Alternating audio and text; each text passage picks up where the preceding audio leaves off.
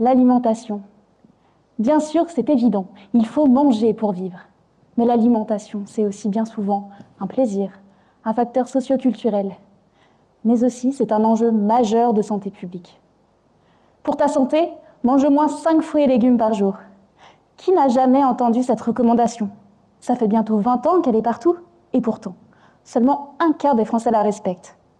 Et c'est encore moins si vous êtes en situation de précarité. Parce que le prix reste encore un obstacle majeur pour accéder à une alimentation de meilleure qualité, que ce soit pour votre santé ou pour votre environnement. Face à ça, une idée, un chèque alimentaire. Imaginez, votre carte Ticket Resto, qui serait créditée chaque mois de 40 €, mais réservée exclusivement aux produits végétaux sains, fruits, légumes, légumineuses. Sur le papier, pourquoi pas, mais dans la vraie vie, est-ce que ça change vraiment nos habitudes alimentaires? Et ça, c'est exactement ce que j'ai cherché à comprendre dans ma thèse. Je suis chercheuse en économie, et pour répondre à cette question, j'ai monté une expérience sur le territoire de Dijon. J'ai recruté plus de 400 familles. La moitié d'entre elles ont été tirées au sort pour recevoir des chèques alimentaires. Et tous ces ménages ont fait des courses pendant plusieurs semaines. En échange, ils m'ont envoyé tous leurs tickets de caisse. Vous savez, c'est très intéressant un ticket de caisse, ça parle. Dessus, vous y trouverez le type d'aliment, son poids et son prix. Et à partir de là, vous avez la capacité de reconstituer des indicateurs très précis, que ce soit d'environnement ou de nutrition. Mais pour connaître les ménages derrière tous ces tickets de caisse et confirmer mes résultats, je suis aussi allée les rencontrer.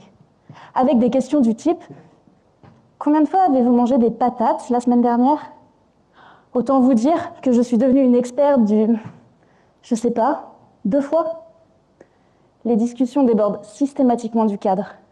Les gens m'ont souvent emmenée dans l'intimité de leurs pratiques alimentaires pour me décrire depuis parfois leurs recettes préférées jusqu'à d'autres fois une technique de survie en cuisine, comme cet étudiant qui chaque dimanche faisait 3 pots.